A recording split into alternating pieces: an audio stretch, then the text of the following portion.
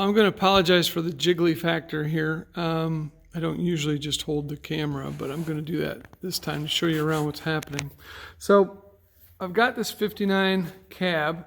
I've cut the firewall out and I cut the rotten stuff out below it, so there's actually not a whole lot of the front end of it left. I left the door jamb, well, most of it. You can see I've even cut that off at the bottom. But when I went to set it down on here, I had an issue, which is that I didn't have the forward clearance I needed. I needed this whole unit to come forward from where it's at right now, 4 inches. And the reason is to match up the fender to the wheel, so the wheel opening was in the right place. Even if it looks a little forward in the wheel opening, I'm not too concerned, but the way it was, I didn't have room to turn the wheel without hitting the fender. So that wasn't going to work. So I started looking at my options. So one option was to just deal with it. One option was to actually move the fender openings forward on both fenders, which was going to be a whole lot of work.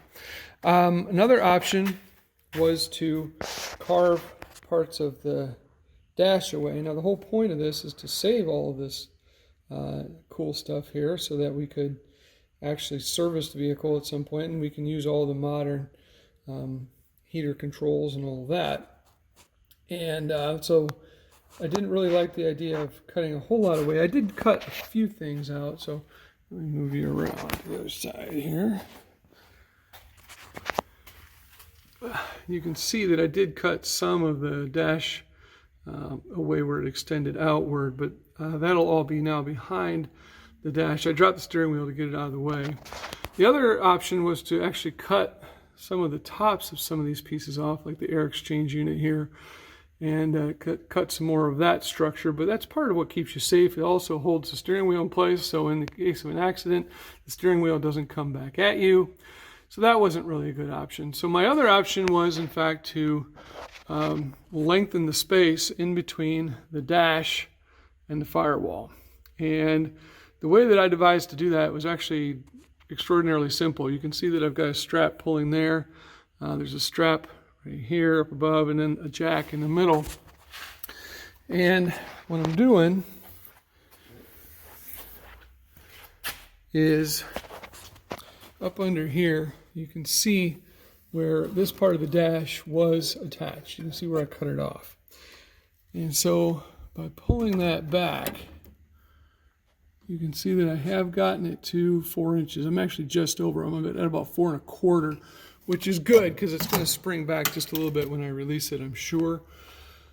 The jack in the middle is to help push the jack outward. You can see I've got some boards in place to help spread the load to keep the push straight. And so what I'm actually doing effectively is leaning the dash upward on the interior. So it's going to open the space up inside. You can see I've now got more space. The dash is tipped up instead of, before it was kind of tipped down just a little bit. And it might look a little unusual, but I also think it's going to give it a unique look that you won't see on any other truck. And then all I'll have to do is just fill in this little panel right here on both sides, and it should be golden. So right now that's the plan. I'm going to leave this stretching for the time being, just give that metal a chance to kind of relax into place a little bit before I actually go in. I'm going to weld it in place and then release all the straps and everything. If even if it only gets me 3.5 inches overall, I still think that's going to be a huge improvement.